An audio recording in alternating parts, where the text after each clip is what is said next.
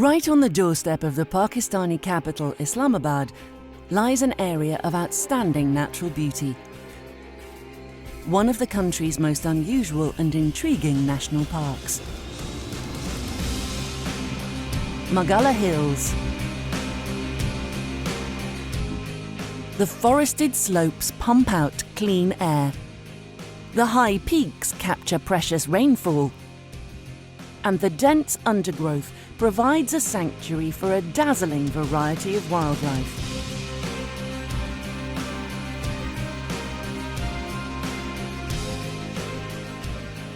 It also affects the well-being of millions of people.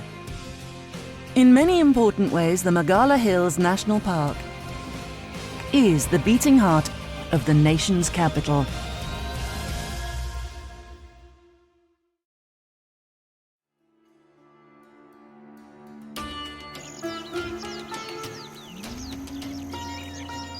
This beautiful national asset should be easy to look after, lying as it does in plain sight of Pakistan's capital city. But Margalla already had its own guardians long before it became a national park. The hills are home to over 100,000 local people scattered in 30 settlements. Small communities that have grown up around the many clear natural springs that bubble up through the limestone rock. Years ago, their activities had little impact on the natural areas.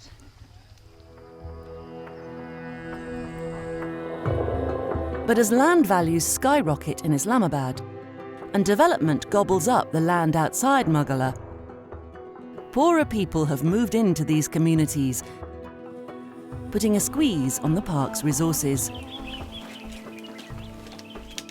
Deforestation is a growing issue. Since these people are living inside the national park area, they don't have alternate sources of energy. Out of necessity, they cut dry wood, which doesn't have any chance of further growth.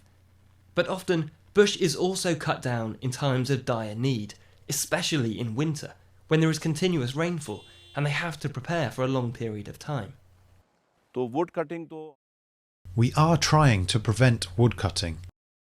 We can't say that we are 100% successful at it. The main reason being that there are settlements and villages here.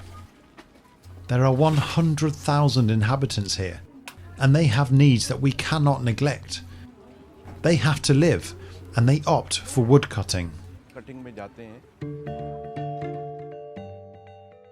In larger settlements, such as Saidpur, it's been easy to provide an alternative fuel supply because the village is very close to Islamabad. Hooking up to the city's gas mains and other services has also improved the economy. But most communities in the park are smaller and remote. The upgrading of roads and utilities would cut ugly scars into the park and risks soil erosion. The lack of facilities for wastewater disposal from the villages also contributes to the degradation of the natural habitat. Sewerage water from the villages flows down the slopes of the park, sometimes into the freshwater streams. There are also no disposal facilities for all the tons of solid waste generated on a daily basis, and it is either left out in the open or dumped in a depression and burned. Many local people would like a better standard of living, but they don't want to move away to find it.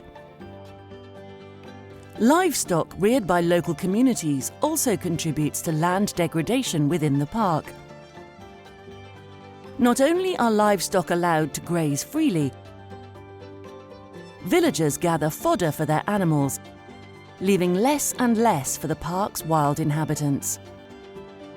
The president of the Margalla Hills Society believes small local communities are part of the park's unique character.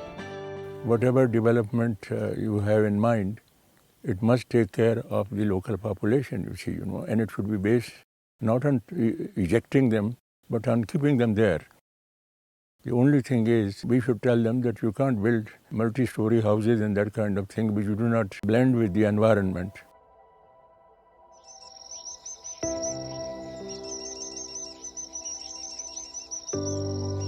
Development must be managed very carefully because the native trees and wild animals, big and small, all contribute to the soil's fertility and prevent its erosion.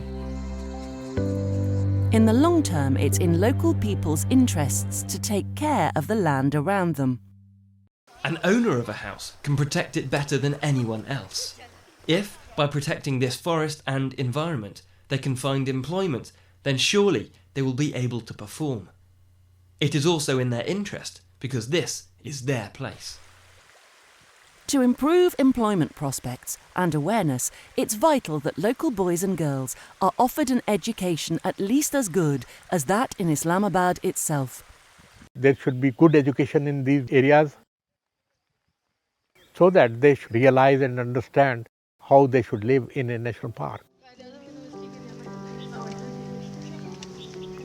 Local children could then find a role as the park's caretakers and custodians. Margalla Hills National Park does not belong to CDA alone. It belongs to the entire city and each and every resident of this city. It is our collective responsibility that we play our role in its conservation and protection. There is great wisdom to create this national park. It is an open book. You can read it, and there is a message how to live with other creatures. Nothing can live alone in this world. That one learns when he comes here. Happy people live long, happy life, and this national park adds to that happy life.